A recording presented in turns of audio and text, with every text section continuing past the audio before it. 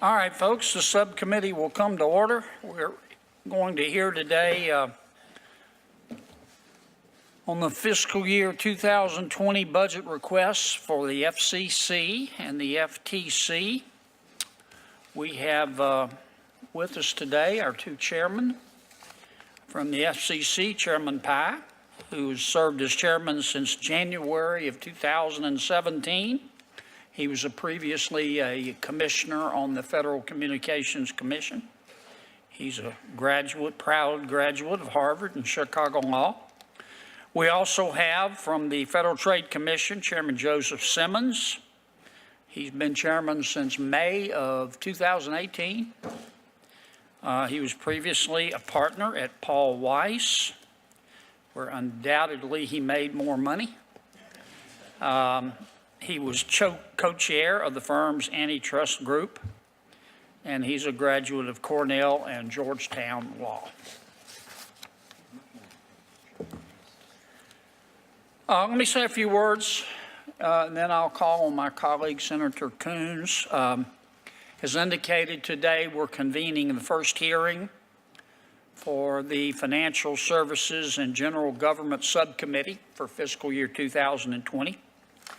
I'd like to welcome my colleague, Senator Coons, and all the members of the committee, and I'm very pleased to be working with them. I look forward to us taking a collaborative approach to these hearings and to our 2020 appropriations bill.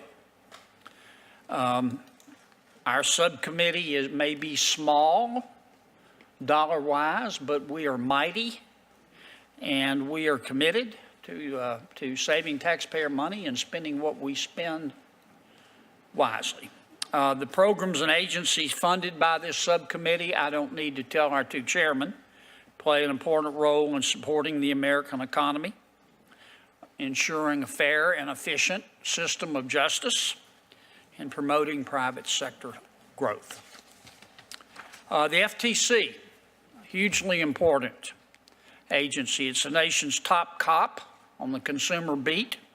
We want to make sure they're using their resources as efficiently as possible. I don't mean to suggest that you are not, but that's what our questions will be directed toward. The FTC this year requests $312.3 million in fiscal year 2020, which is an increase of $2.6 million to fulfill its mission of protecting consumers and promoting competition. We're eager to, and Bureau of Consumer Protection. We're also anxious to hear about your new task force to monitor competition in technology markets and your efforts to ensure consumer privacy. So welcome, Mr. Chairman. Today we'll also talk with our chairman at the FCC about its efforts to expand the deployment of rural broadband to improve public safety and to protect consumers. The President's budget proposes $335.7 million for operating expenses at the FCC for our fiscal year 2020. Now, the FCC has also identified 4 strategic goals for fiscal year 2020. Those include closing the digital divide, promoting innovation in the market for communication services, protecting consumer and public safety, and of course, improving FCC regulatory processes. And I'm looking forward to hearing how our friends at the FCC plan to execute these goals under their requested budget authority. I'm also looking forward to hearing about the FCC's plan to win America's race for 5G through its ongoing and planned spectrum auctions, while simultaneously protecting rural communities and incumbent office holders. Again, I want to thank you again to both of you for appearing this morning. Before I ask Senator Ranking Member Senator Coons to give his remarks, I just want to say an additional word that occurred to me as I was walking over here today, and it's really directed to all of us, particularly to our friends at the FCC. We talked about this morning, Mr. Chairman. So-called net neutrality is hugely important to the American people. And many reasonable people have different points of view on what we ought to do. The problem is that regardless of what one thinks about the correct course with respect to net neutrality, we need to pick a course and stick to it, because it's very, very hard for people and consumers who rely upon net neutrality and have to comply with our rules. It's very hard when we have the policy bouncing around like a ping pong ball. And I'm just, what I'm saying is, just this is one person's opinion, but it's really time for Congress to act. We need to roll up our sleeves. I think we have more in common than we don't. We need to stop passing the buck, and we need to pass a net neutrality bill. With that, I will call on my colleague and esteemed ranking member, Senator Coons. Thank you, Chairman Kennedy, for convening this hearing today, for that opening statement, and for the first hearing in this Congress in which you'll be the chairman of the FSGG subcommittee. I look forward to working with you. I enjoyed a great working relationship with your predecessor, Senator Langford, and my staff and I are very excited to begin this year's appropriation process. I also want to welcome our witnesses, Chairman Pai, Chairman Simons. Both of you testified before this committee last year. We've stayed in touch, and it's very good to see both of you back here today to review your FY 2020 budget request. Chairman Pai, I am, as you know, concerned you're requesting a cut in funding as your agency also takes the lead in making sure the United States is the global leader in 5G technology. I look forward to discussing whether that makes sense. Chairman Simons, you're requesting an increase of less than 1%. At the same time, we're counting on the FTC to protect every American's privacy. In the internet age, I'm going to ask whether that's realistic given the increasing cost of litigation and expert witnesses. Chairman Pai, Chairman Simons, each of your agencies plays a central role in protecting Americans' privacy, as the chairman referenced. These personal devices we all carry around with us everywhere allows us to connect and to talk with loved ones and find the fastest route from A to B. And you can even apparently buy a car, a home, anything on your smartphone these days, but they also tell companies an awful lot about us. So I'm interested to learn, Chairman Pai, what steps the FCC has taken to address the sale of consumers' location on their phones. And Chairman Simons, there are reports the FTC will soon level its largest ever fine in a case dealing with consumer privacy, and I want to hear how your current enforcement authorities are working or not, and what additional authorities you may seek. I could not agree more with the chairman's comments about net neutrality. I think we've had a several-year-long fight back and forth. It's time for us to sort it out and to legislate responsibly. On broadband, for our connected devices to work well, every home, no matter how rural, must be connected to the communications and IT systems that now drive our economy and our way of life. And I hear about connectivity issues in the more rural areas of my home state. Yes, a state as small as Delaware does still have rural areas in Kent and Sussex County that struggle with reliable access. The FCC oversees the multi-billion-dollar Universal Service Fund, which expands access to vital communications, including remote healthcare access for systems across the country. I want to know what you think we should be doing to make sure that all American communities have access to broadband. And Chairman, I know you're addressing this issue, but it hasn't been fixed yet, and I want to talk with you about it further. Last, let me just mention robocalls. Americans receive, I didn't believe this number when it was first given to me, 5 billion robocalls a month. That means, and that's more than double the number of calls received just 2 years ago. That means someone in this room is going to get a robocall during this hearing. And I want to understand, frankly, what you're doing about this and whether you have sufficient resources and authorities to address that problem adequately. We've got lots to talk about, so let me stop talking, Mr. Chairman, and let's get on with this first hearing of this Congress for FY 2020. Thank you. All right. Thank you, Senator. Chairman Pai, I will now invite you to make your opening remarks. Thank you, Mr. Chairman. Chairman Kennedy, Ranking Member Coons, members of the subcommittee. Thank you for inviting me to present the FCC's fiscal year 2020 budget request. And I want to extend a personal thanks to each of you for taking time out of your busy schedules to meet with me personally about these important issues.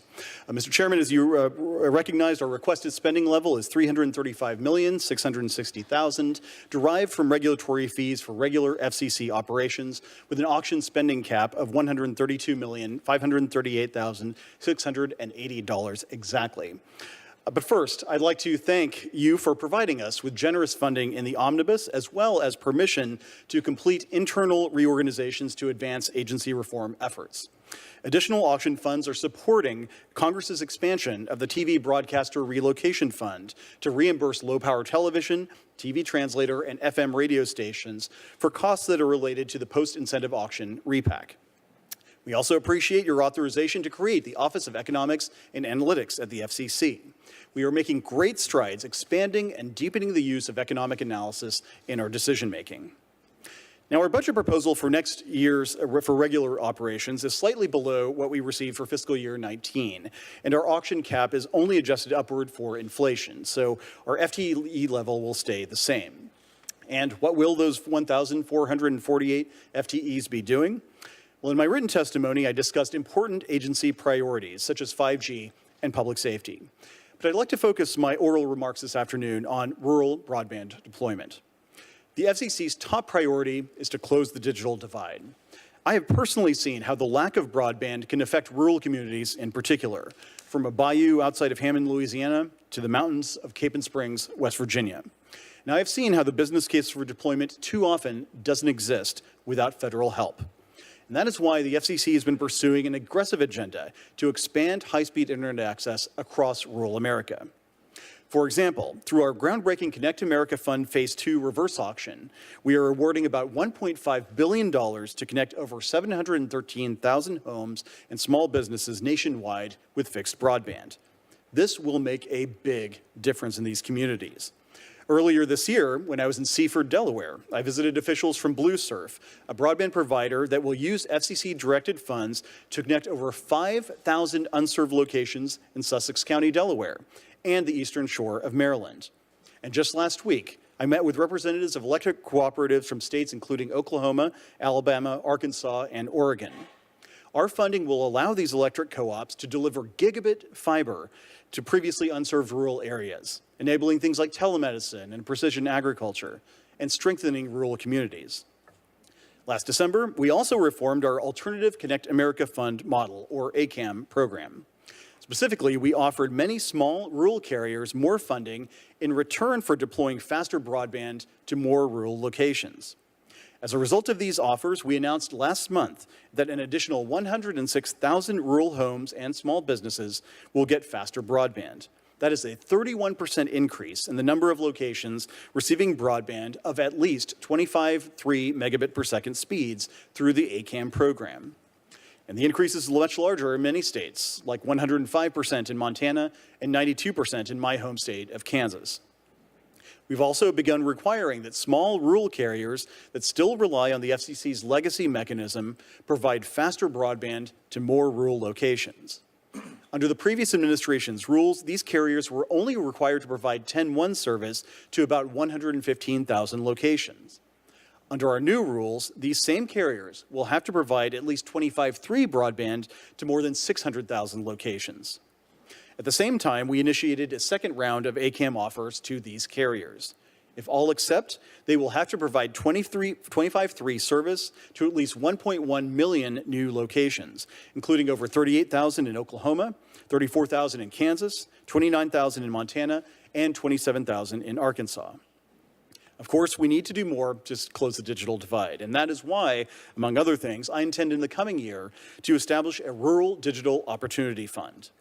Now, currently, the FCC directs substantial amounts of money each year to larger carriers to deploy 10-1 broadband service to many rural homes and businesses under a program adopted during the prior administration. Now, this program is prevalent in many states, including Louisiana. But in my view, 10-1 service is not good enough for rural America. And so I intend to replace this program with a Rural Digital Opportunity Fund. This fund will distribute over $20 billion through a reverse auction to deploy up to gigabit speed broadband to up to 4 million homes and businesses. And we're taking many other steps to promote rural broadband deployment, from reducing regulatory barriers to fiber deployment to increasing funding for our rural healthcare program to enable telemedicine. I don't have enough time to discuss all of them now, so let me conclude simply by thanking our staff for the hard work they do each and every day, and thank you for the resources you give us to help meet the public interest. I look forward to working with you on your questions and working with you and your staff in the time to come to promote the public interest. Thank you, Mr. Chairman. Thank you, Mr. Chairman. Chairman Simmons.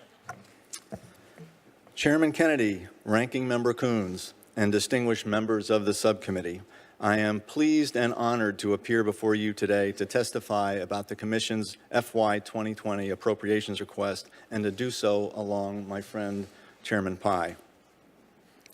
The FTC is an independent agency with a broad mission to protect consumers and maintain competition in most sectors of the economy, ranging from oil and industrial chemicals to high technology and consumer goods and lots in between. The FTC has a long history of bipartisanship and cooperation, and we work very hard to maintain that tradition. We fulfill our mission using three critical tools. First and foremost, the FTC pursues a vigorous and effective law enforcement program, and the impact of its work is significant. Our competition enforcement program is critically important to maintaining competitive markets across the country. Vigorous competition results in lower prices, higher quality goods and services, and innovative new products and services. Our consumer protection enforcement program stops unfair and deceptive practices in the marketplace. Everything from fraud to deceptive advertising to robocalls to problematic privacy and data security practices. Second, we pursue a policy and research agenda to improve agency decision-making. Last fall, for example, the Commission began its hearings on competition and consumer protection in the 21st century. These public hearings are exploring whether broad-based changes in the economy, evolving business practices, new technology, or international developments might require adjustments to competition and consumer protection law, enforcement priorities, and policies. The formal hearings will conclude shortly, and we expect to produce several reports by the end of the year. We also engage in advocacy by promoting competition principles in comments to state lawmakers and regulators, and we host initiatives like PrivacyCon, which explores cutting-edge research on privacy and security topics. Third, the FTC provides important consumer education and business guidance to encourage informed consumer choices and compliance with the law. For example, the Commission has created a series of educational materials for older Americans. These include a series of materials that give details on scams that affect seniors, blogs to help identify these scams, and materials to empower older adults to educate others, like our Pass It On campaign. We also work to provide companies with resources on a variety of issues that affect businesses. For example, our Cybersecurity for Small Business campaign, a joint effort with NIST, the SBA, and DHS, includes a dozen need-to-know topics like ransomware, phishing, and tech support scams. In fiscal year 2019, the FTC's enacted budget is $309.7 million, and for fiscal year 2020, the FTC is requesting $312.3 million. The additional $2.6 million is requested for expert witnesses and IT modernization.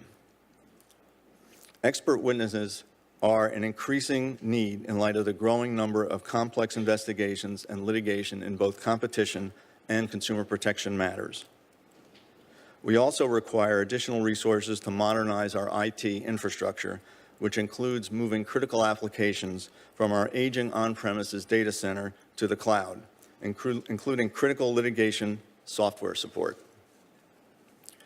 We are committed to using our resources efficiently to protect consumers and promote competition, to anticipate and respond to changes in the marketplace, and to meet current and future challenges. We look forward to continuing to work with the subcommittee in Congress, and I look forward to answering your questions. Thank you. Thank you, Mr. Chairman. We'll now move to 5-minute questions. Chairman Simmons, I want to start with you. Let's start with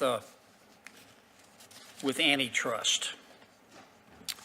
Some of our social media companies are no longer companies, they're countries. They're huge. And they got that way by buying the competition. And under, at least from one point of view, traditional antitrust analysis, that's okay because they haven't put pressure on pricing because their services are free. Another point of view is that, well, there are other ways to hurt a consumer other than raising prices. I want to know what the position of the FTC is. I know you've appointed a committee, a task force. What's your task force doing? When's it going to finish?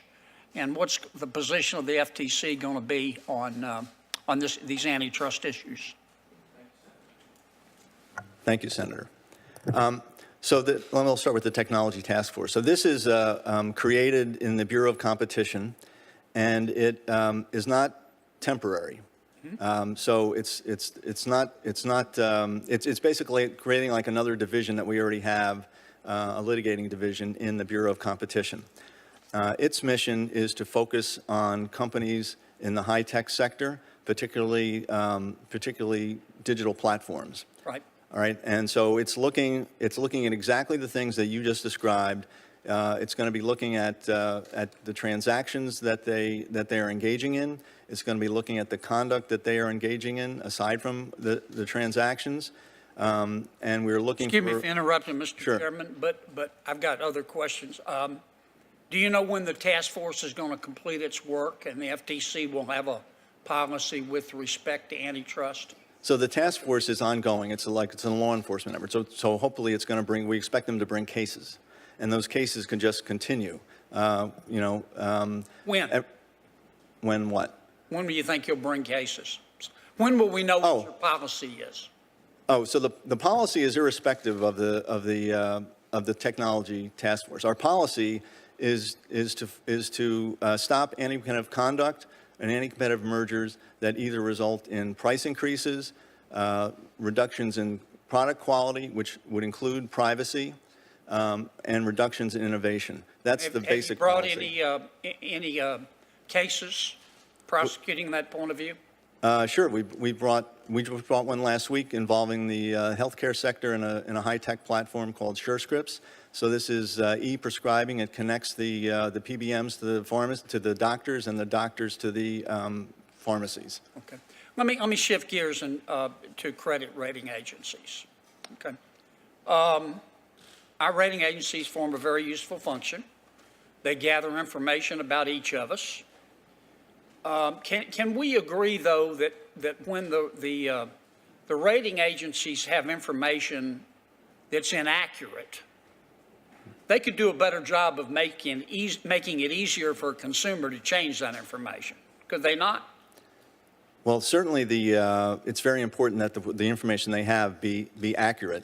But have you ever had a situation where it wasn't accurate and you tried Yes. to Oh, yeah. contact In fact, we brought a case against a company called RealPage, I think, which is a background screening company. And they were using an algorithm to match up data to people's criminal records, and they were not doing a very good job of it. And so we brought a case and got them to change their algorithm, and also to pay monetary relief of $3 million. But what I'm talking about is a situation where the rating agencies have information on you, for example, and they just got it wrong. Yeah, no, this is an example. That's what happened. They had it wrong. But I'm talking about a procedure where, short of you having to go bring a case, where a consumer can call the rating agency, and what can we do to encourage the rating agency to fix it, as opposed to saying, we don't care because we don't have to? Well, the statute requires them to fix it and have dispute procedures in place. I know. So if they're not doing that, then that would be a violation of the statute, and that's something that we would correct. We would try to correct. In the meantime, the consumers got to wait and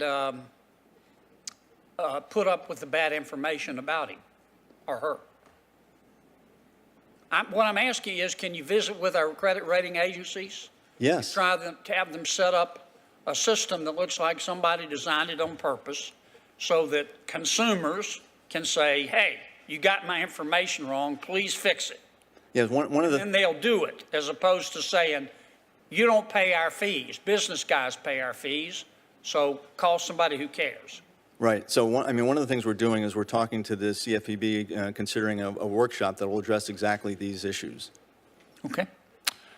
Senator Coons. Thank you, Mr. Chairman. To both of you, about robocalls. Americans receive more than 5 billion robocalls a month, and as best I know, virtually every American would like to stop. You, Chairman Pai, have encouraged phone companies to implement a new technology I think is called Shake Stir, which alerts a consumer to spoofing, to changing the caller ID to a number other than the actual calling number. Have the phone companies listened to your advice so far and deployed this technology? Thank you for the question, Senator. Generally speaking, they have, and we have posted the responses to my demand from last fall and earlier this spring that they adopt call authentication this year, with the penalty being if they don't, the FCC will intervene regulatorily to make sure that they do. And so there have been a number of announcements from various companies, the top 14 in particular, talking about some of their efforts in this regard. And in addition to that, we've also been encouraging them to, empowering them to block calls that are obviously spoofed. We've been creating a reassigned numbers database to allow legitimate callers to determine whether a number has been reassigned. We've been working with foreign governments to make sure that we share information when we see that calls are coming from a particular country. And just last week, actually, we put out a consumer advisory about the One Ring scam, in which a call comes from, say, Mauritania or Sierra Leone, and it only rings once, and it's tempting some consumers to call back, and it essentially operates like a 900 number. You get all these fees per minute if you call back. And so a very good example of the collaboration between Chairman Simon's agency and mine. We direct them to the FTC if they want to file a complaint. We urge them not to answer the calls. We want to empower consumers with information, and we want companies here to get rid of this scourge of civilization, as former Senator Fritz Hollings once called it. Well, we can continue that work in his memory.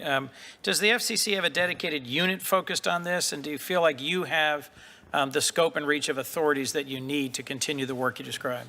The answer to the first question, Senator, is yes. We have the Telecommunications Consumer Division within our Enforcement Bureau, the primary focus of which is tackling this problem.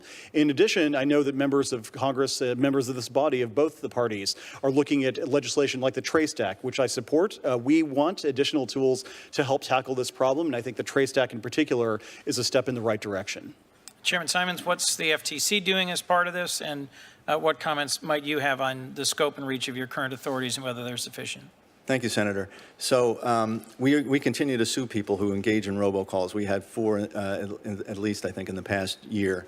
But as you know, a lot of those calls come from overseas and places where kind of like boiler room operations, which when you shut one of them down, they just reopen someplace up right next door or down the block or even in another country. So one of the things we would really very much like is to get authority to go after common carriers, which we don't have right now. Our sense is we could have a material impact because, particularly for the foreign robocallers, they have to have an entry point into the U.S. telephone network system, and their call characteristics are quite distinct. And so you should be able to find them. And my understanding is that there are carriers who actually cater to this type of traffic, and so we could go after them and stop them from carrying the robocalls if we could get authority to cover the common carriers. I'd welcome the chance to work with you on that. Are you aware of legislation that specifically addresses that? I'm not. I think there is some legislation that has been introduced very early on. Okay. So very, very early days for that. But yeah, I would very much appreciate any help we could get on that. Thank you, Mr. Chairman. Chairman Pai, I'm glad you're taking active measures to make sure that we are a leader in 5G technology deployment in the United States. As your plan notes, to successfully deploy 5G, we're going to need more spectrum. In particular, there's a band, the C-band, that may well be vital to this, and my understanding is some of the current users have suggested they be allowed to sell their rights to wireless companies. This would result in a significant windfall profit to those users who did not have to pay to get that spectrum in the first place. Do you have a rough estimate about how much money such an auction might generate or sale? And why not have the FCC auction off parts of the C-band itself? What delay might it cause? What sort of revenue might it generate to the Treasury? And would you need any authorities to be able to do that? I appreciate the question, Senator. In our notice of proposed rulemaking on this issue, we teed up all of the different options. And our goal here was pretty simple, to solicit public input across the board on what the appropriate course for the FCC would be.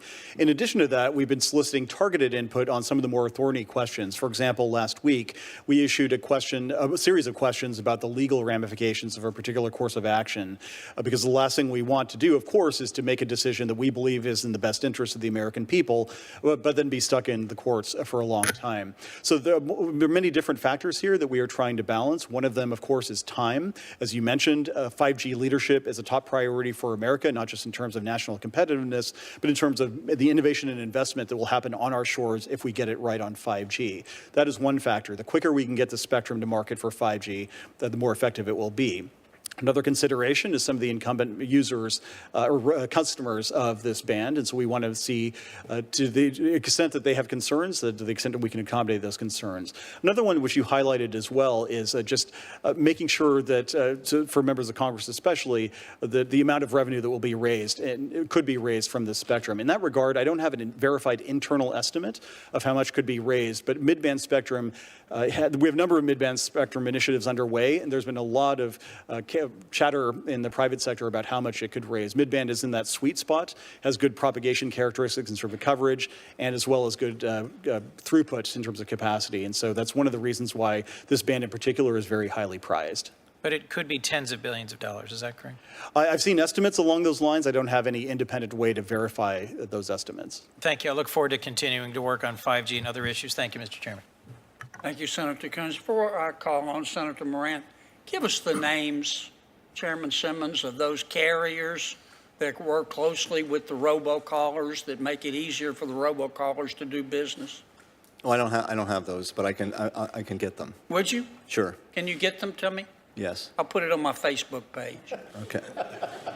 Okay. Well, These are carriers that make it, these are American companies that make it easier for the robocall. yeah, so this is these are probably small carriers, and so I don't have a list.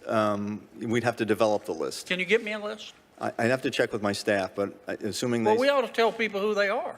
No, I agree, but because we don't have authority over them now, we haven't looked in detail at who they are. Okay. Senator Moran. Chairman Kennedy, thank you. I join the ranking member in welcoming you to your chairmanship and look forward to working with you. Let me start with you, Chairman Simons. FTC's current Section 5 authority and other specific enforcement authorities that you have, does the FTC currently have the financial and staffing resources to effectively enforce against harmful data collection and processing practices? So what resources, if any, additional do you need for your current responsibilities? Right. So the first thing I would point out would be we lack civil penalty authority.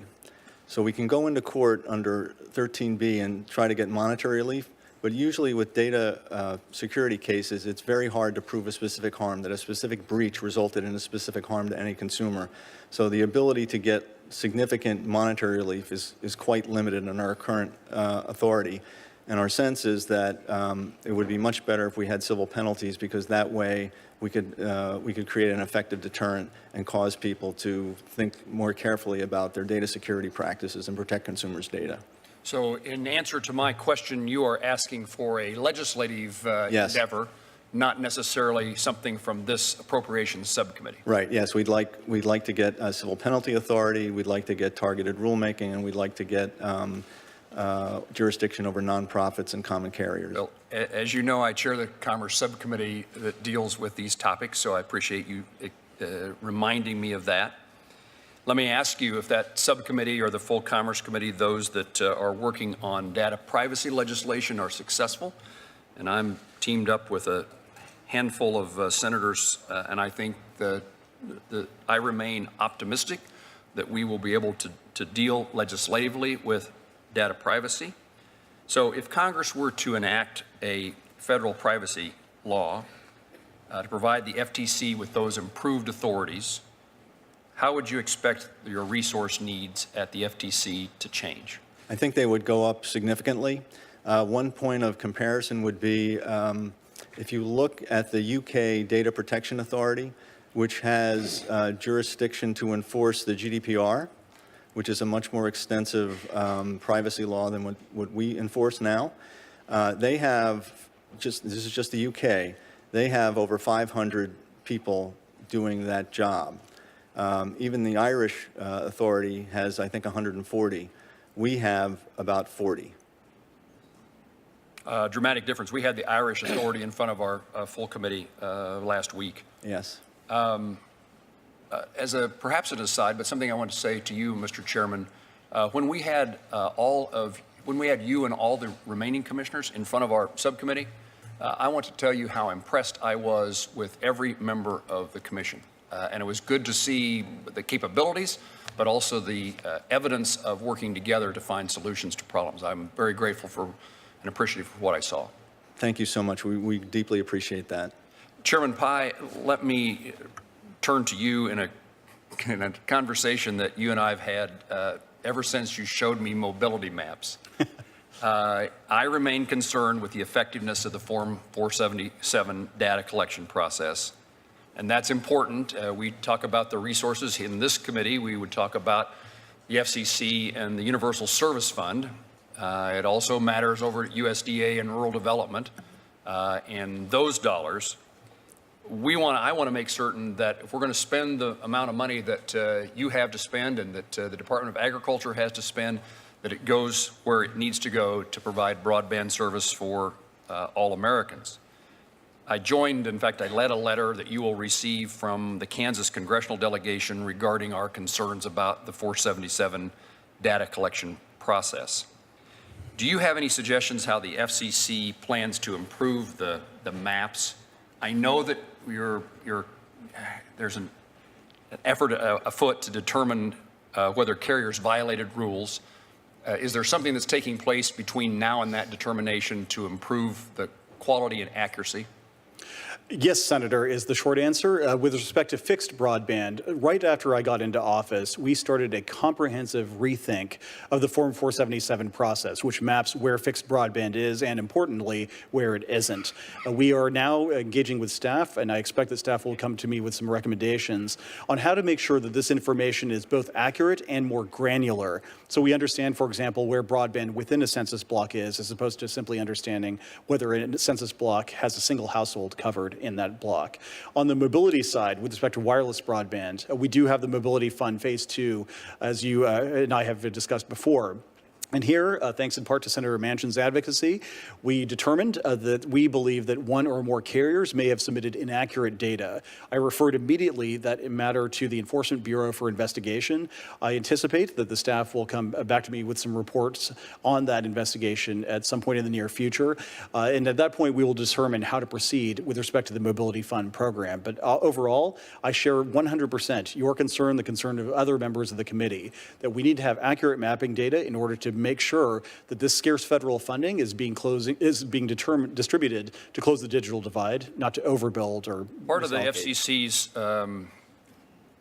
conclusion as to how to improve the data has been to encourage an appeal process, and hundreds of folks across Kansas went out and attempted to do that, the Kansas Farm Bureau, others, in trying to determine whether or not the maps were accurate. What have you learned from that process of that information being provided to the FCC? Does it validate the maps, or does it indicate there remains problems? I think the challenge process has been illuminating. It has illustrated that in many cases, consumers and small businesses, farmers out there, for example, have been able to pinpoint that some of these mapping statistics are inaccurate, and that's been enormously helpful. And in the context of our Form 477 proceeding, that's one of the reasons why, among other solutions, we're looking at crowdsourcing as a way of getting information aside from the carriers themselves, so that we get the consumer experience reflected in our records, as well as the Form 477 data itself. Mr. Chairman, earlier in the day, you were kind enough to suggest you come join me in Kansas. Maybe you and I can go out and take the device together. We can travel Kansas. I can show you some of the places where my cell coverage gets dropped at every time I'm there. Be a great opportunity for us you and I to go experience the confirmation process to make improvements. Well, Senator, it's a great state. Some would say the greatest state. I would always be pleased to go back. I was very offended by the chairman's suggestion that you were proud of your alma mater. I thought you were proud of your state. Senator Van Hollen. Thank you, Mr. Chairman. I want to associate myself with the chairman's comments earlier on about credit rating agencies. Big problem. Thank you both for being here. Chairman Pai, on 5G. You've stated U.S. leadership in 5G is a national imperative for economic growth and competitiveness. I agree. Would you also agree it's a strategic imperative globally at this point in time? Yes, sir.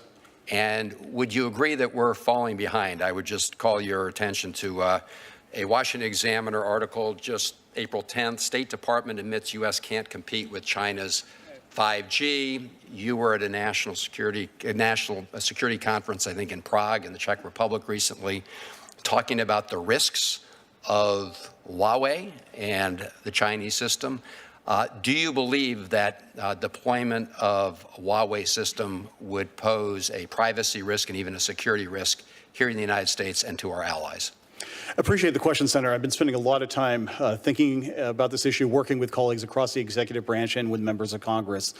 I think the short answer is that the FCC believes, we have an outstanding proposal along these lines, that the deployment of equipment or services by companies that receive federal funds from us that present a national security threat to the United States is unacceptable. We cannot assume that risk. We want to think about security with respect to next generation networks at the front end, as opposed to worrying about it as an afterthought once it's too late. And that's one of the messages I was privileged to help share with some of our allies in Prague. And as a result of those conversations, over 31 nations agreed with the United States with the Prague proposals to think about the security of these ICT networks.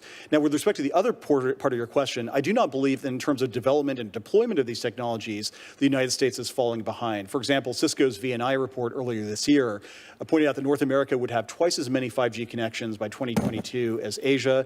The ABI research group said specifically that the United States will win the race to 5G in the short term. Yeah, and let me just, Chairman Pai, I mean, you've been following what's happening in Europe, right? I mean, yes. Both in the UK, France, Germany, our national security officials have been there warning people about the risks to their users about deploying Huawei. Right now, it doesn't appear that we're winning that battle in the sense that I don't think any of them to date have said we're going to rip out what we already have from Huawei. It's too expensive. So I do have a question here, because your predecessor, Chairman Wheeler, talked about this. This was a national priority. How is it that we got ourselves as a country in a position where we do not have one of the major suppliers with respect to at least the radio phase of this, right? I mean, you've got Ericsson, right? You've got the Finnish company. But then you've got Huawei. How did this happen, and what do we need to do now to make sure we don't fall behind going forward? It's a great question, Senator. I think there's some long-term economic trends that made it very difficult for some of the suppliers to remain in business. I think one of the other challenges, to be frank, is the fact that the Chinese government picks national champions in this space, subsidizes them in many cases, and those subsidies allow some of their domestic champions to compete when it comes to developing countries. No, I think that is a big issue. We were a little bit ahead of the curve when we talked about semiconductors as an industry. The U.S. government was part of that. I know there's a lot of emphasis on always relying on the private sector. It is obviously a creative force, but some of these essential technologies require a national strategic focus. So I just want to continue that conversation. Chairman Simmons' question about non-compete clauses. I am very concerned with the growth of non-compete clauses. It goes beyond non-compete clauses for engineers and physicians. We're talking about fast food workers. We're talking about hairstylists. In fact, the Treasury Department estimates that 30 million American workers are now bound by non-compete clauses, including minimum wage sandwich makers, camp counselors. So you got a letter recently from Senator Blumenthal and many of us on this. I saw your response. I appreciate your expressed concern. My question is, what are you going to do about it? Does the FTC, in your view, have the authority to do a rulemaking in here to put an end to this nonsense where someone making sandwiches is theoretically bound by a non-compete clause, and then if they want to contest it, they've got mandatory arbitration on the other side. So what are you going to do about this? So I share your concern, absolutely, particularly with respect to the... But I mean beyond the concern. I just want to know exactly what you're going to do. Here's what we're doing right now. I'm having the Bureau of Economics do a review of the economic evidence that these types of clauses and over the full range, whether it's on the low end of the pay scale or the high end of the pay scale, to see what impacts there are that we can find already proven in the economic literature. So that's the first step. If that comes back and shows that we already have the basis for a rulemaking, then that's something we'll be pushing for. On the other hand, if the economic evidence isn't sufficient to justify a rulemaking, then I think what we're going to try to do is develop the evidence. Okay, what's your estimated timeline here in terms of the end of that analysis and decision on rulemaking? So the literature review should be done pretty quickly. I would think a matter of months. If it turns out that there's a good basis for a rulemaking, then I think that could happen, within months of that. On the other hand, if there is not the economic evidence that would support such a rule, then we'd have to develop it ourselves, and that would take considerably longer. Thank you. Senator Langford. Mr. Chairman, thank you. Gentlemen, thanks for being here as well. We've got a lot to be able to cover, as you can tell, a lot of issues here. Can I jump into one that is especially important, I think, for the FCC, and that is this issue about contraband cell phones that we've got to be able to resolve that are in our prisons. In Oklahoma, we had 7,500 contraband cell phones that were picked up just last year. We have individuals in prison running their gangs, calling out hits, executions that are occurring, selling drugs, reaching out to children that are pedophiles within our prisons. It's a serious issue, and it's an issue currently that federal law prohibits the FCC from engaging on the issue of trying to be able to allow a waiver for prisons to be able to jam those cell phone devices. This is something that this committee in Congress requested a report from FCC on that was due April the 15th. That I understand there was a delay waiting on another report coming in and trying to get a study on this. We need to get this issue resolved in law and what direction that we're going to head on it. Where is that report from the FCC? When do you expect it to come to us? Thank you for the question, Senator, for your longstanding advocacy on this issue, an issue where I share your great concern. It's a real public safety menace and one that I've been focused on for a while. We are analyzing the recent report in which our own report is dependent. We will get it to you as soon as we can. My understanding is our staff is looking at that right now, and I hope to be able to deliver it. So is that a month away? Is it 6 months away? Is it 6 hours away? Much closer to 1 month than 6 months. Okay, thank you. Let's talk about some of the automated calls coming from overseas. Chairman Simons has already brought up as well. We have automated calls coming in extremely large numbers coming from overseas that they have a digital signature that can be identified coming in. That's why American carriers are able to identify those and to be able to filter those out. What would prohibit us at this point from blocking automated calls from coming from overseas? And so if there's an automated call coming at all, it would have to originate in the United States, and then Americans could filter that if they chose to, but blocking it just at our borders. Would there be a reason we would not do that? From a legal perspective, do you mean, or as a policy matter? As a policy matter. I think part of the problem is the technology has evolved to the point where it's very difficult to distinguish where this traffic is coming from. That's part of the reason why the private sector has led a traceback group that we rely upon often to try to figure out when we see some of these calls that are masked, spoofed, essentially, they seem to be coming from the U.S. We try to track the origin of those. And then one of the things I've done is work with some of my counterparts, the chairman of the Indian FCC equivalent, for example, so we can share information when we see that some of these calls are coming from dedicated call centers that exist for no reason other than to robocall American consumers. That's an effort that we think the call authentication framework and some of these other tools that we've been trying to develop in consultation with the private sector will prove worthwhile. But it's getting to the point where we need to be able to track down these phone calls and stop them at their source as opposed to trying to track them down after the call is placed. If there is a legislative need that you have, say I can only go this far, then I have a block on legislation, we need to know it. Obviously, Jerry Moran and his leadership in the authorizing committee, we need to be able to identify that so we can keep moving on this to be able to get this resolved. We've spoken briefly about the Mobility Fund Phase 2 in the testing as well. I know that you're actively pursuing the issue of trying to get the maps correct. I appreciate that you're doing that. That is exceptionally important to any of us that have rural areas in our state, which I do, obviously, in large areas where there's no coverage. I'm trying to resolve that. I do want to identify, though, on the broadband portion of this, there have been some questions on the performance standards testing and the requirements for the speed testing and the equipment and how intrusive that is to the consumer. Is this something that can be resolved, is in process of being resolved now, so the consumer is not affected in this process of getting a testing? We are examining that issue, Senator. There's a pending petition for reconsideration that has been filed by a representative of the rural telephone carriers. And one of the things we're examining is there a way to tweak this requirement to minimize the burden on some of these smaller carriers who should be spending this money, the scarce funding, to build out broadband as opposed to some of the testing. Do you have a time frame on that? We don't have a particular time frame scheduled to sit down with our staff at some point in the near future and figure out, but we're much closer to the end of that process. The petition has been pending for a while, and we hope to act very soon. We look forward to that and that getting resolved, and that'd be very helpful for a lot of folks as they're doing investment. Last question I want to be able to bounce off is this issue of China Mobile. You denied an application for China Mobile. It's been pending out there for a long time. I believe that's the first time that there's been a denial like that. Is there anything that we need to know that we're trying to address, not only from what Senator Van Hollen was bringing up about Huawei that we're all extremely familiar with, but China Mobile and its American subsidiary is now blocked out of the United States? Senator, hopefully the FCC will vote on Thursday to agree with my proposal to ban China Mobile from entering the U.S. market. In addition to that, the supply chain proceeding that I mentioned to Senator Van Hollen is outstanding. We hope to be able to resolve that. There are a number of other issues that I'd be happy to discuss with you in a different setting involving some of the threats that we are seeing to security.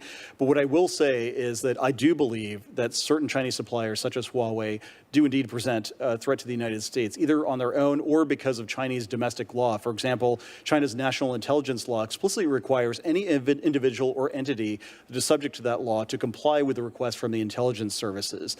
That is a problem, because especially when you're talking about 5G networks that are deployed in one country and could be managed by software that is resident in another country, that presents some security risks, I think. And those risks, to me, are unacceptable when it comes to the deployment of 5G networks on our shores. Right.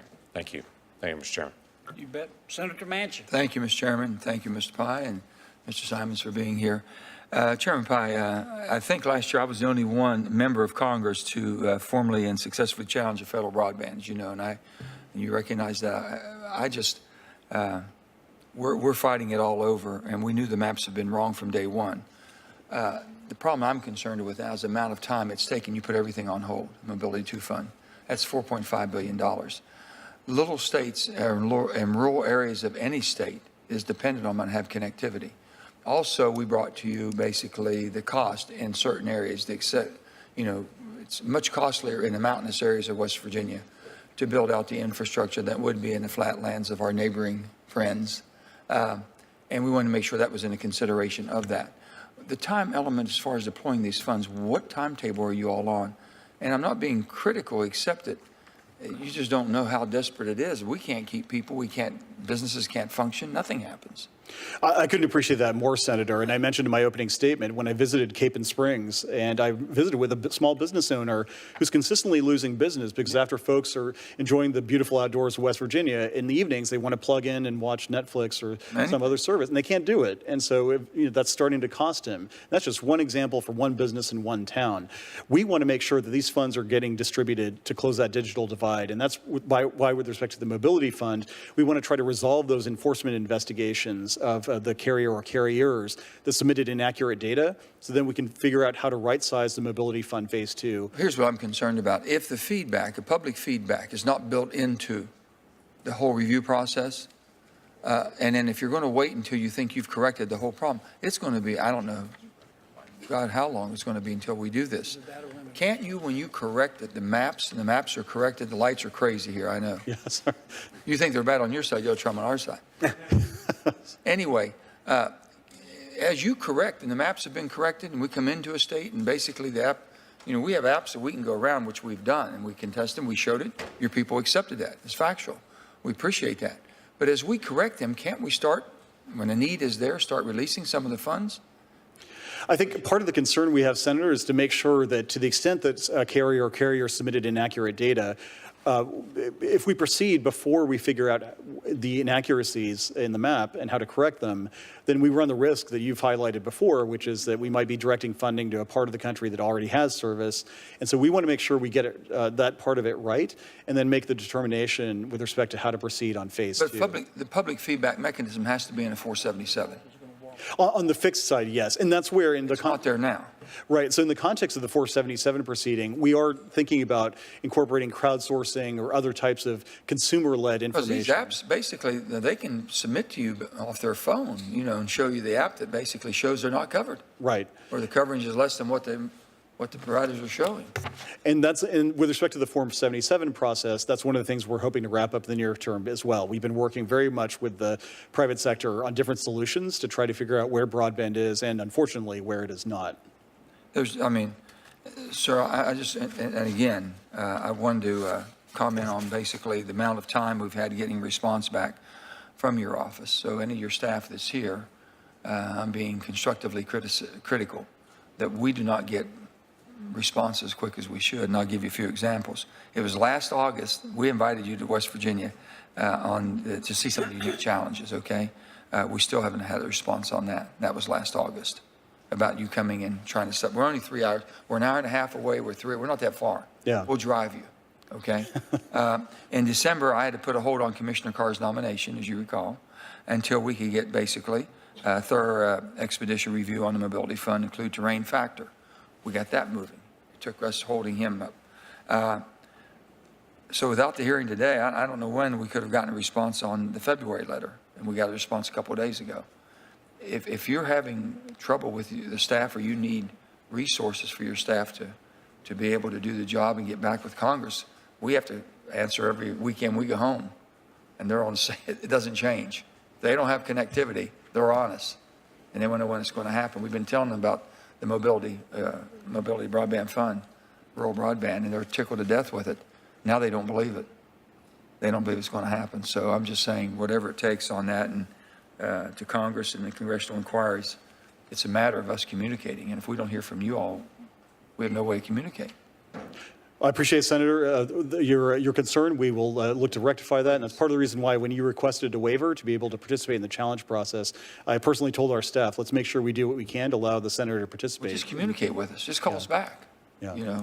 Whatever, just to hear from you would be great. Ms. Thomas, very quickly, because my time is up. On the CFIUS, you know about, of course, CFIUS. Yeah, I know what CFIUS is, but we don't really participate. You have nothing in that whatsoever? No. Have you identified basically things as far as the different building blocks that we have, manufacturer that affects our economy that could be detrimental if CFIUS review is not pertaining to those? And I'm using butane, propane, everything that we have, and the wet gases that are coming out of the new Marcellus and Utica Shale. Yeah, I'm sorry, Senator, that's That's not not my out, that's not in jurisdiction. your bailiwick, huh? Right, sorry. Well, I wish it was. We need help there. They're trying to drain every ounce of energy we have out of our country and take it and monopolize it. China's awful about what they're trying to do. Thank you, Mr. Chairman. Senator Bozeman. Thank you, Mr. Chairman, and congratulations on being chair of the subcommittee. And I know that you and Senator Coons will work together very closely. This committee has a great track record of working together, not only as the chair and ranking member, but also the staffs. So lots of good things that we can get done in this particular committee. Chairman Pai is one of the co-chairs of the Senate Broadband Caucus. I want to echo Senator Manchin's concerns with the mapping. We have lots of areas in Arkansas, and you don't live too far from Arkansas back in the old days. But, it's simply we have situations where it's marked as served, and it's simply not close to being served. So we would appreciate all of your help in moving forward and trying to get that corrected. It's so very important. We've got lots of different entities now that are moving into the space to try and provide service. Last year, Congress made what some have called a down payment on investing in rural infrastructure by creating the $600 million Reconnect program to be administered by USDA Rural Services. An additional $550 million was added in the fiscal year 19 omnibus. I guess the question is, with all of the work being done on the networks, how are we coordinating that? How are we making sure that it's spent in an efficient way, that there's not duplication of effort? Thank you for the question, Senator. We have been working closely with the U.S. Department of Agriculture and with other stakeholders to make sure that the federal funding that you have allocated is not going to duplicate efforts that another agency might be supporting. And we do work very closely with them, and ultimately, whether through legislation or through those agency-to-agency efforts, we will make sure that this taxpayer funding is devoted just once to close that digital divide. Right. In regard to the shapefiles that are being provided, USDA, FCC, you're collecting the broadband information. If it were in the same format, could that help facilitate coordination between the agency and USDA to target funding to avoid overbuilding? That's one of the issues we're examining in the context of our Form 477 proceeding is what is the best way to proceed with respect to mapping. And one sector of the industry has advanced the idea of shapefiles as a way of skinning that cat, so to speak. Another sector has proposed a different methodology. We're engaging with all of those stakeholders. From our perspective, at least, we want to make sure that we do what we can as soon as we can to get a more accurate sense of broadband availability. And so we look forward to keeping you informed about that. I appreciate that. It does seem like it would make sense if we could have a standard.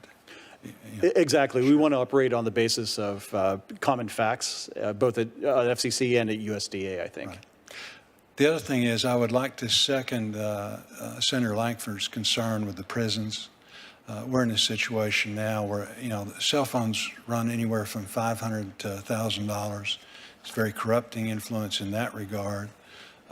There was an article, I think over the weekend or last week about soldiers, prisoners playing like they were females or whatever, entrapping soldiers, blackmailing them, things like that. I think in Arkansas there were 1,600 that were apprehended. And that's difficult because then you got to trial those people, and that relies on the county prosecutor right there, So again, just all kinds of problems. So anything that you could do to push that forward would be greatly appreciated. Or if you need additional authorities or whatever, be sure and let us know so that we can be helpful in that regard. Thank you, Senator. You've got my commitment. I personally visited maximum security facilities in Georgia, minimum security facilities in Massachusetts, and everything in between, voluntarily, I would add. And one of the things they have made clear is that in many cases, these cell phones are the most valuable currency to a prisoner, more valuable than drugs or anything else. Chairman Simmons, recently your contact lens release, you're working hard on that. There's concern that the paper trail regarding prescription providers with prescription release, there's concern that there's, if you're going to do it on that end, why not do it to the online sellers and have them have a paper trail also? Right now, we could get our cell phones out and punch up, prescription contact lenses, and you'd find, a bunch of people that were selling without prescriptions. Do you have any comment about that? Yes, Senator, thank you for the question. So we're looking at changes to the rule that would tighten up what some people would refer to as loopholes in terms of passive verification. So this is where the seller needs to call or otherwise contact the prescriber and get the prescription validated. And so they've been, there's reported instances in the record which are described as doing it in a very kind of almost like a hidden way. And so we're trying to bolster that and close those loopholes, make sure that the sellers actually have the prescription and that the prescription is valid and accurate and they don't change the brand without the consumer's consent. Okay. Thank you, Mr. Chairman, and we'll submit some more questions regarding that. So appreciate it. Thank you. Thank you. Senator Daines, Thank you, Chairman Kennedy, Ranking Member Coons. welcome to the discotheque. I thought it was just brief. Yeah, I expect expect John Travolta to walk in. I'll walk out, sir, if it comes in 70s clothes. So I want to thank Chairman Pai and Chairman Simons for coming today. Chairman Pai, always good to see you. And I wanted to chat a bit about 5G mid-band spectrum. I'm very concerned and fear that the U.S. is falling behind on the race to 5G, and we simply can't let that happen in this race with China. The 5G economy is going to lead to a breakthrough in jobs, information, connectivity. However, other countries are making 4 times more mid-band spectrum available in the next few years compared to the United States. Mid-band spectrum will be a key component to make 5G a reality, especially in places like Montana. We need to stop just talking about 5G and actually take some action and see some real solutions. An important part of this is the 3.5 gigahertz band, which I want to thank you for working with me on that last year. Could you update me on the time frame for that auction so we can get that spectrum deployed? Appreciate the question, Senator, and for your leadership on this band in particular, which, as I was mentioning earlier in response to a question, is sort of in the sweet spot, so to speak, when it comes to 5G innovation. We believe the auction will proceed in 2020, so in less than a year, we will be able to hold that auction. And in the meantime, we've been working with some of our other federal partners on things like the environmental sensing capabilities to make sure that deployments can occur as quickly as possible. Another piece of mid-band spectrum certainly is C-band. Yes. Currently, our broadcasters, our cable companies use portions of this band to provide content to rural Montana, but it's also prime 5G spectrum. How do we balance the current and future uses in this band as we move forward? That is the $64,000 question, and there are a number of different complicated interests from a policy perspective. Additionally, there's some legal complications as well. With respect to the latter, we just issued a request for public comment on some of the legal questions that we need to be able to sort through in order to proceed on the band. With respect to the policy questions, there are a number of different trade-offs. One of them is time. As you have often mentioned by the panel, there is considered to be a race to 5G in some quarters, and in order to lead in 5G, we need to make more spectrum and mid-band spectrum in particular available. That's one of the reasons why we've been thinking about in the C-band proceeding how important a priority is it to be able to move quicker, even if that means that we proceed with with something other than an auction. On the other hand, we also have some incumbent customers who are relying on that band, as you mentioned, especially for the delivery of video programming in places like rural Montana. How do we accommodate the concerns of folks like that? And that's one of the issues we've been sorting through. A number of other different complicated questions in terms of timing and the like, but ultimately, we want to be able to find a solution that allows us to promote 5G leadership, especially in mid-band spectrum, while also accommodating some of the concerns that have been expressed. How optimistic are you that you can find that solution? I'm fairly optimistic. This is, without question, one of the more complicated issues I've confronted at the FCC. There's no question about it, that a number of different industries, number of different legal questions. It's very, very complicated, but nonetheless, I am optimistic that we'll be able to find a solution that threads the needle, advances the ball in terms of the public interest. I want to shift gears and talk about robocalls. Chairman Simons, Chairman Pai, Montanans are being inundated by illegal robocalls every day, and they are frustrated. In fact, I've got my phone here with me. Mr. Chairman, if I happen to get a robocall, would you allow me to put on speakerphone so we could all hear it if it happens? Please. So I've got RoboKiller app on my phone. If I happen to get a robocall here, I'm going to put on speakerphone here. I get so many of them, it wouldn't surprise me if one happened during my line of questioning. What's worse is these bad actors are spoofing numbers. They look just like they're from our neighbors, from our friends, from our family. Montanans are fed up with the lack of action being taken right here. And thankfully, with my support, Congress is finally taking action with this bipartisan Traced Act. My question is this.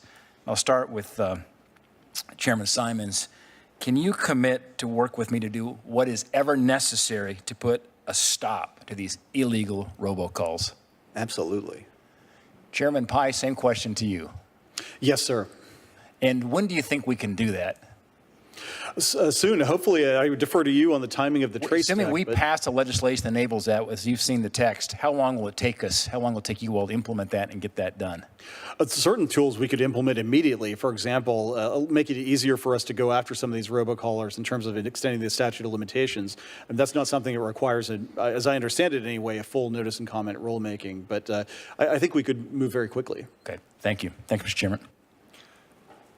Thank you, Senator. I've got a few more questions, and I welcome my colleagues joining in as well. Let me go back to the robocalls. Did I understand you to say, Mr. Chairman Simons, that in order for these foreign robocallers to do what they do, they have to have the cooperation of our carriers?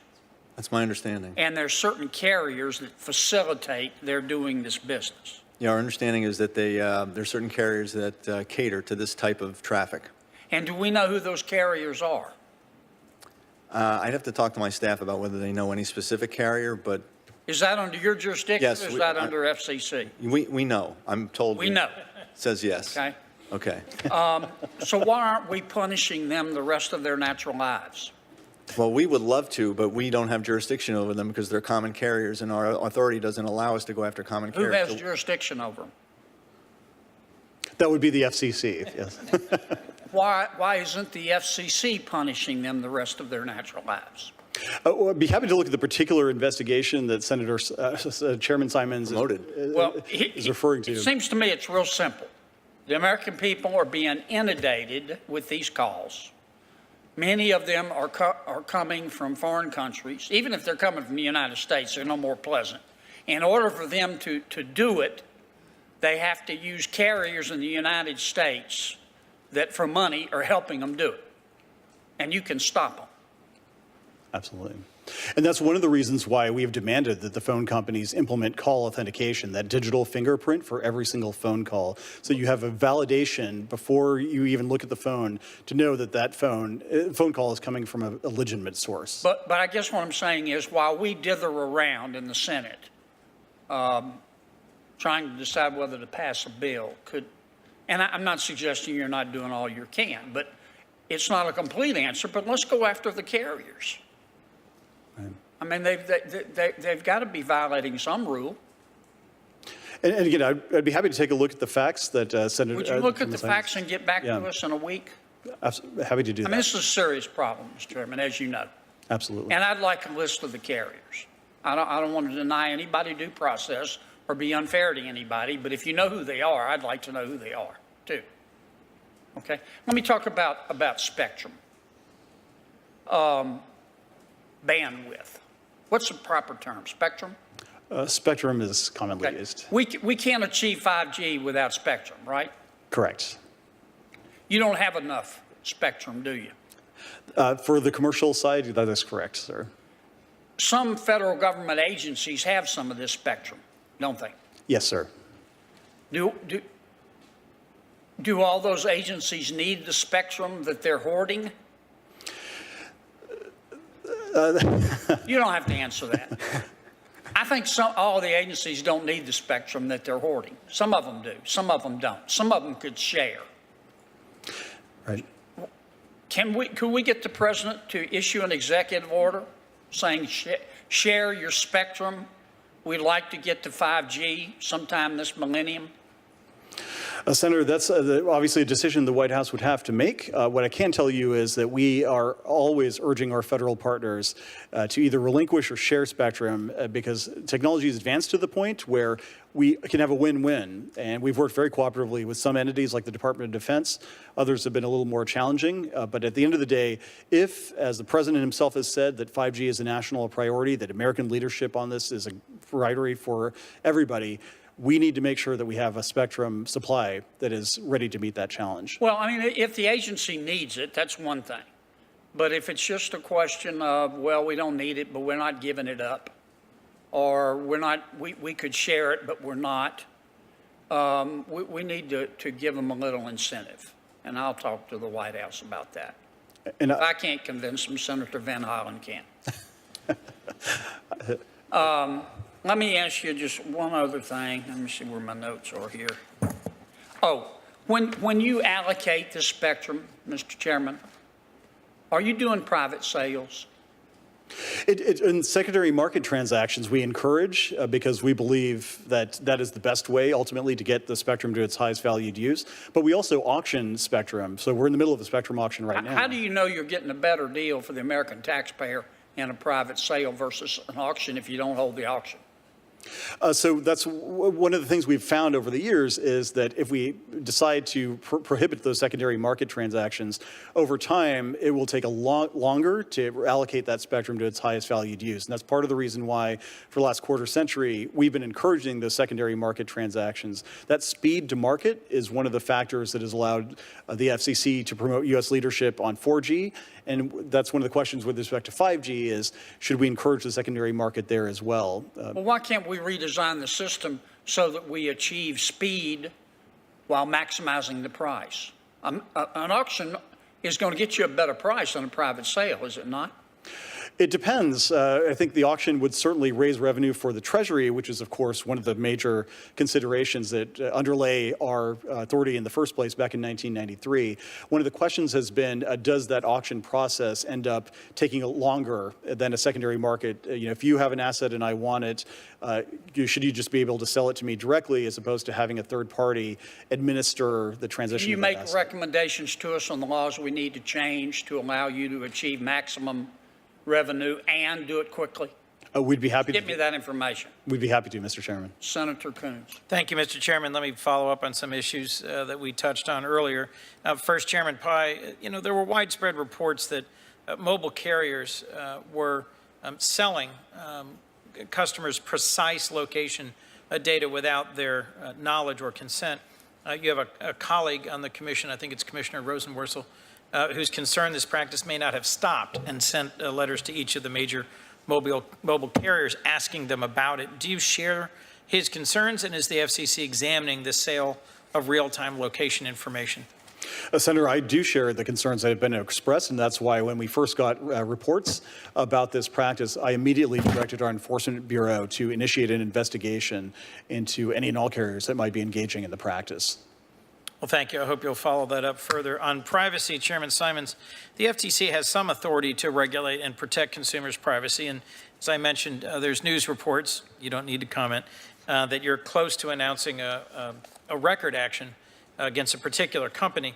Well, that's encouraging. I'm concerned you could be doing much more in the data privacy protection area. Are there other recent examples of the FTC using its current authority to protect a customer's privacy? And what risks remain outside your authority that we should address? I think in this hearing you've so far mentioned the ability to impose civil penalties for first-time violations and authority over nonprofits and common carriers. Did I roughly get that right? Yes. Are there examples you'd like to point us to of your active use of your existing authorities to protect the data privacy of protectors? Yes, so we just had, I think in the last week, two cases. One was a COPPA case and a data security case, and the other was a data security case. These involved about 8 million users, and one of them was facilitating contact between adults and stranger adults and children. So we stopped that. And I think it's important to understand what our privacy authorization is currently. And basically what we have this statute that's 100 years old or more, 100 and whatever it is, 5. And, back then when the Congress passed that statute, they had no idea that these privacy issues would come up, obviously. So I give a lot of credit to my predecessors at the Commission for coming up with our privacy program and building it out of a statute that wasn't designed for it. But so what we've done is it primarily covers situations where the company has a deception about what its privacy policy is, and then we bring a case under our deception authority to remedy that, or in instances where there's something that looks more akin to a privacy tort, like invasion of privacy or something like that, and we bring that under our fairness count. So we don't have the authority. So that's that, and we have then a few statutes like the FCRA and COPPA, where we have specific authority in the privacy and data security area. But that's the limit of our authority. So people all the time ask me, why don't you do something like GDPR? Well, we don't have the authority to do that. Our authority is actually quite limited. And that's one of the reasons we're encouraging the Congress to consider, privacy legislation. Senator Moran referenced there is a working group on commerce about this. There's also a group of us on judiciary that are beginning to engage in this. And Senator Flake and I in the last Congress held a number of roundtables with industry and advocacy representatives to look at GDPR, to look now at the California state law, and then to begin to come to some common understanding about what might be an appropriate federal legislative standard. I am concerned about the FTC having the resources, the ability, the scope to actually effectively implement something that we might put in. I think if I remember correctly, you said earlier you have 40 personnel dedicated to this, whereas the UK has 500. Right. I want to make sure that we stay in close communication about your potential increase in resource needs should we be successful in legislating around this. Let me ask a last question. There was a hearing earlier today on the Judiciary Committee about prescription drug prices. And my understanding is the FTC does have and use authority in terms of pay-for-delay activities, unfair market practices that lead to unreasonably high prescription drug prices. What else does the FTC do in terms of pharmaceutical marketing or pricing, and what more could you do if you had additional authorities or resources? So the things we do, we focus on of course, the first thing we do is we're looking out for anti-competitive mergers that involve pharmaceuticals.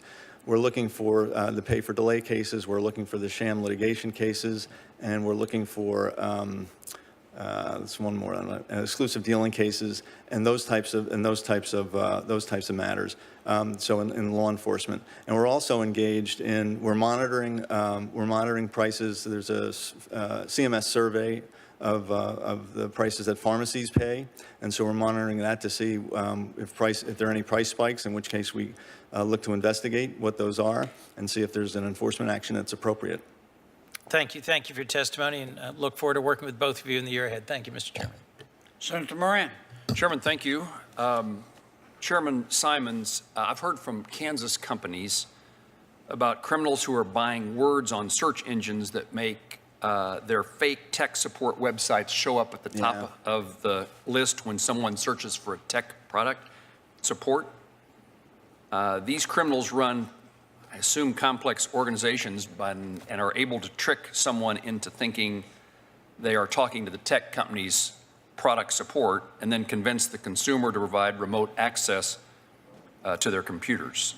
They infect their computers with a virus and charge them hundreds of dollars to remove the virus, sometimes accessing their bank accounts as well. Do you have any recommendations for me or this subcommittee as to what can be done to prevent consumers from falling victim? Yeah, I think one of the things that we focus on quite a bit is consumer outreach. So education, consumer education, to alert them to the fact that these things are occurring and to watch out for them and try to avoid them. And then, of course, we prosecute them when we find them. How successful have you been in finding and prosecuting? I think we've had a fair amount of success. I think I could get you more information on that. It is. I mean, I can see myself being in that circumstance. Oh yeah, happened to my wife. So you have an advocate in the household for a fix. That and robocalls. Very good. She reflects my constituency as well. Chairman Pai, you and I talked a little bit earlier today. Tell me what you see the FCC's role. What leadership can you provide in helping Kansas and Americans, particularly rural, but those with disabilities, veterans, and others, in regard to telehealth? Thank you for the question, Senator. This is a major area of interest for me and for the Commission. We have a rural healthcare program that subsidizes the conductivity needs of hospitals and other healthcare facilities to the extent that they are providing rural telemedicine and telehealth services. Under my leadership, for the first time ever since the 1990s, since this program was created, we increased the budget for that program 43%, up to $571 million for the previous year, and it's adjusted for inflation. Going forward, one of the things things we are exploring is the setting up a connected care pilot program, essentially allowing healthcare services to follow patients outside of the hospital, using wireless connectivity, for example, to monitor their vital signs so that healthcare professionals can intervene sooner. There are many different regulatory and legislative solutions to help broaden the promise of telemedicine. For example, I've talked about the need for Congress or some other entity to address the issue of state licensing of medical professionals. I've been to a whole bunch of rural healthcare facilities where they say, we've got a rural community in need just across the state border, but we can't provide those telemedicine services because of those licensing barriers. I've worked with a CMS administrator who is broadening the range of telemedicine services that can be reimbursed. And in addition to that, I've been working very closely with the Veterans Affairs Department. One of the things that Congress wisely did last year was to break down those licensing barriers for VA facilities. And I visited now, I believe it's 5 VA facilities from Boise, Idaho to Providence, Rhode Island, and they're doing some cutting edge work on telemedicine, especially on the area of veterans who have mental health needs, for example, that is gaining massive results. And that's the kind of thing we would love to see translate over to the civilian side. I would love to work with you on it because, as you know better than most, in a lot of these rural communities, there is no alternative. There's no doctor living in your community. You might have to drive an hour or two, or if not more, to see somebody. And that is not an option for many, many people. And if you have a child that's sick, you have to take time off work and incur all those costs as well. So we think that broadband's promise is great in rural America, and especially when it comes to telemedicine. Chairman Pai, thank you very much. Thanks for your leadership on this issue. It is a challenge across the country. I appreciate the Chairman, question. thank you. Senator Van Hollen. Thank you, Mr. Chairman. And Chairman Simons, I do want to take this opportunity to thank you and your team for participating in a number of the consumer protection forums that we've had in the state of Maryland. I teamed up with our state attorney general, Brian Frosch, and as you suggested, it is one of the best attended gatherings that we have where we go over all the scams that are perpetrated against consumers, our constituents. So I want to thank your team for that. Let me follow up on some of the efforts to protect privacy. And coincidentally, in the Banking Committee today, Senator Kennedy knows, we also had a hearing with respect to what the Europeans are doing, the GDPR and the California law, be given the number of financial information, personal information that's collected. But I want to go back to broadband consumer privacy because back in the previous administration, the FCC had adopted the broadband consumer privacy rules. Those were then rescinded. They were subject to a CRA here in Congress. I think many people believe, and maybe even Chairman Pai shares this view, that we could deal with that in the FTC forum. So my question is, given that this was an opt-in, opt-out, I mean, everyone's talking about it now, but that's what that protection was for back then. Can you now, using your existing authority, even before we move forward with broader legislation, at least with respect to some of these targeted areas, like that rule, the broadband consumer privacy rules, can you move forward on your own authority in this area? I don't believe so. Okay. We need your help. And Chairman Pai, I thought at one point you suggested that maybe the FTC could move forward in this area when you overturn the regulation. I do agree, Senator. I've consistently said that consumers have a uniform expectation of privacy. They don't care whether it's a network operator or a Silicon Valley tech giant that holds their information. They want that information to be protected. And that's part of the reason why I think that uniform level of regulation is something that we would welcome. Well, I don't want to speak for Chairman Simons, but certainly I think consumers would benefit if Congress spoke with the unified. But that regulation, I mean, I'm right, am I not, that was overturned by you and the commission? Well, that FCC decision in 2016 only applied to internet service providers, not to edge providers like Google and Facebook. And so your argument was that it wasn't within your jurisdiction? No, my argument was that there should be a consistent level of regulation, that consumers have that uniform expectation of privacy, and that the FTC... So even though we were protecting lots of people, unless we protected everybody, you were going to be against it, is that it?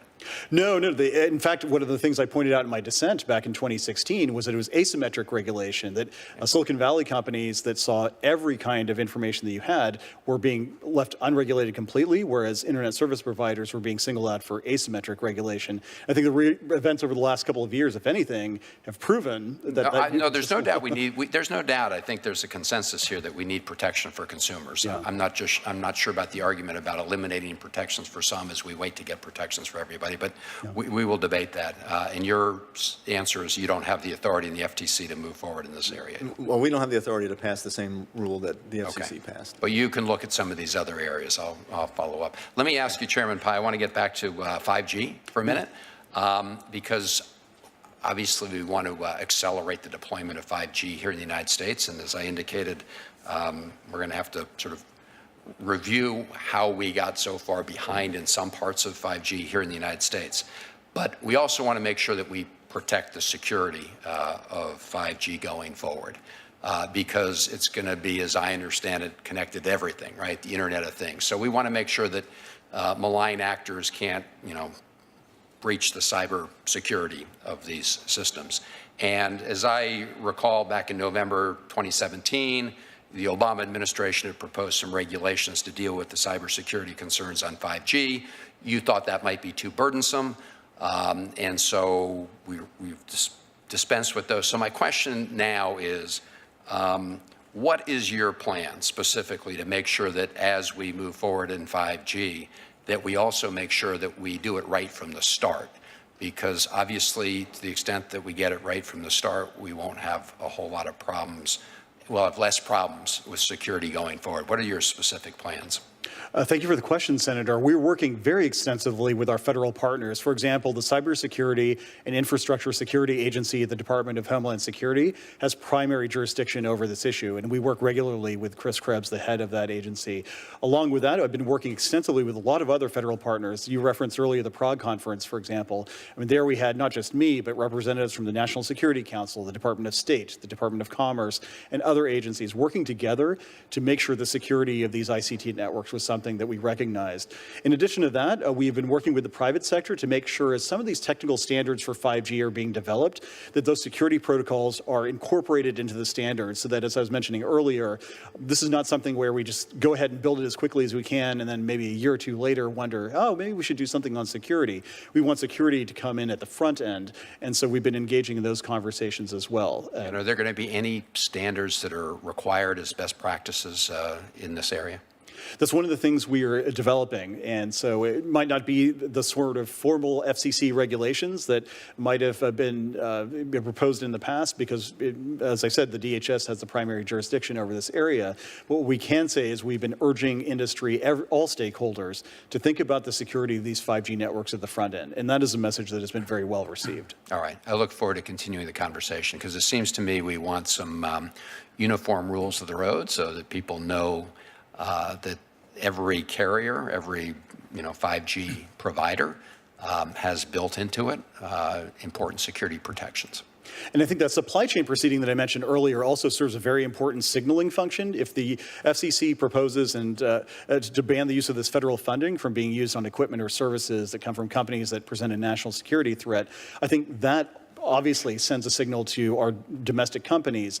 We want to take security seriously. We are not going to use this funding for any purpose that might compromise national security, even if from a business perspective, it may make sense in some circumstances.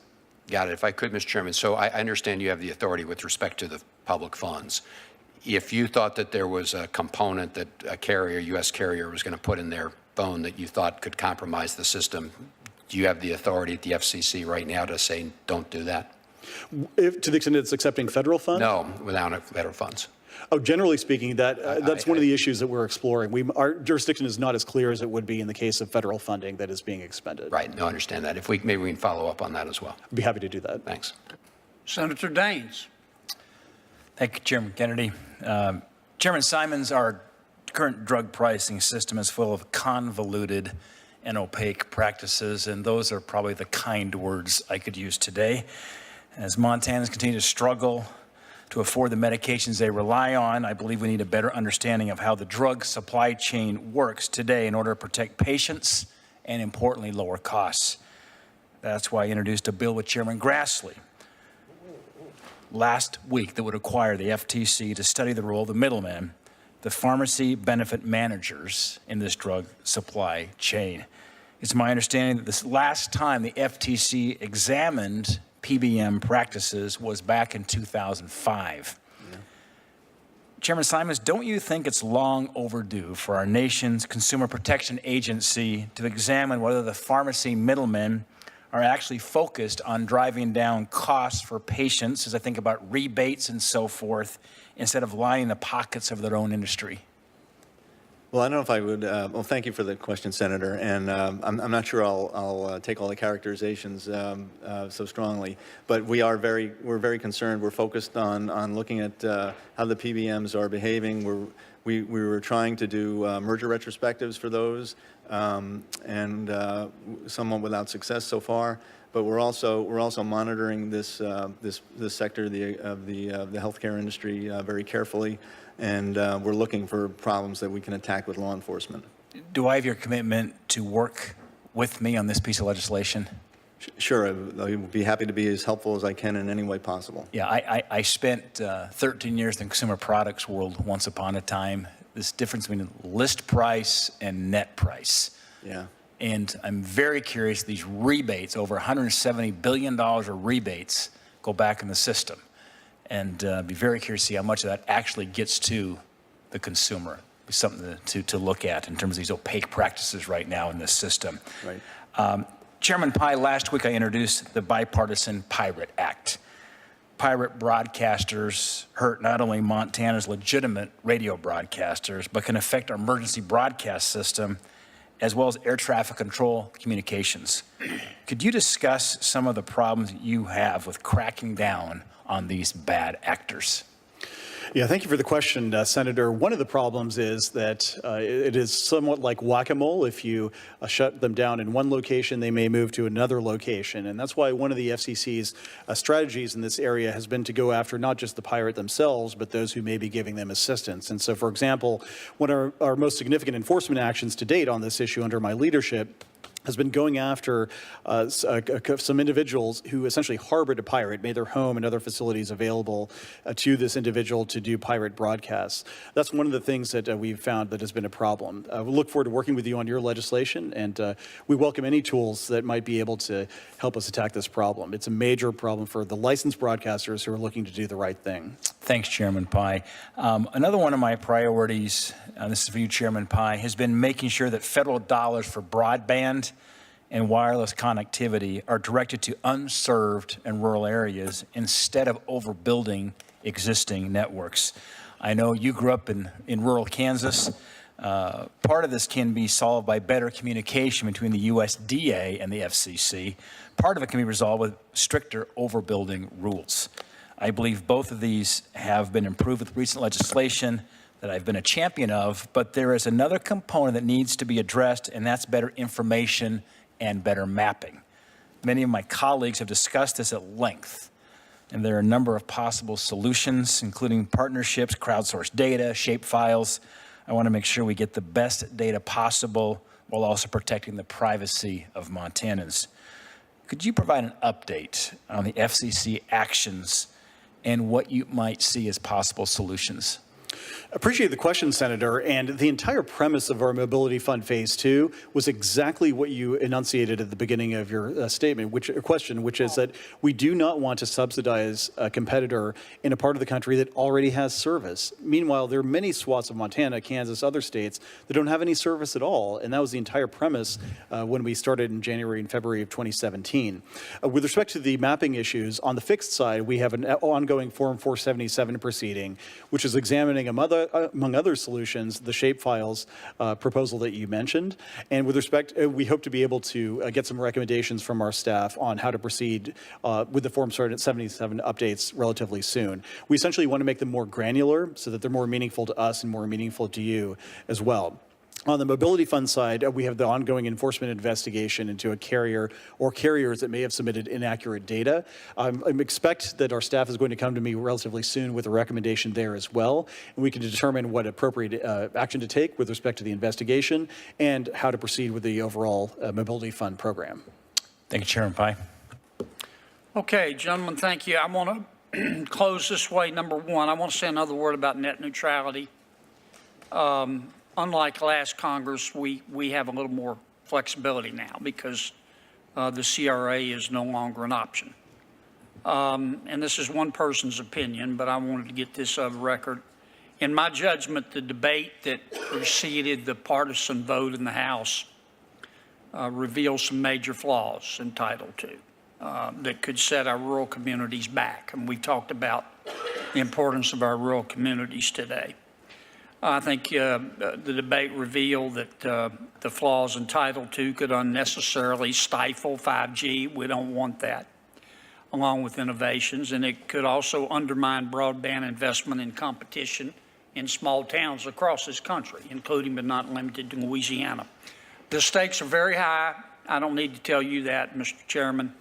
The Senate needs to come up with a new bipartisan bill, and I'm calling on you to help us do that. We need to reflect, that bill needs to reflect the challenges that we face.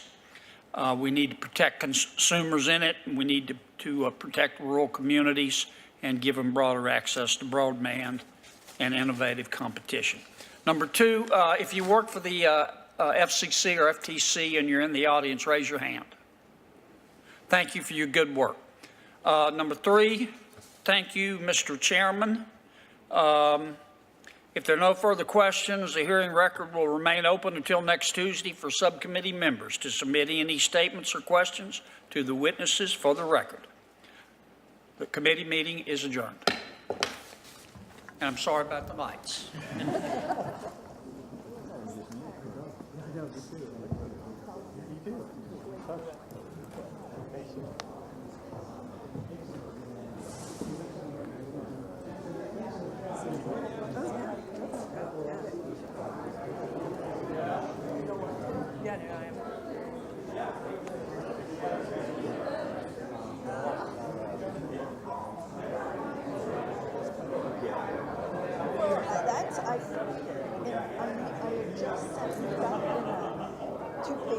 Sent to the Hill, so I have her, and I wrote that I had paid, so I just paid her and told her, so that, I mean, the names are the document, and I just sent it to Alex this morning, so, yeah, well, I meant to give it to you first, it was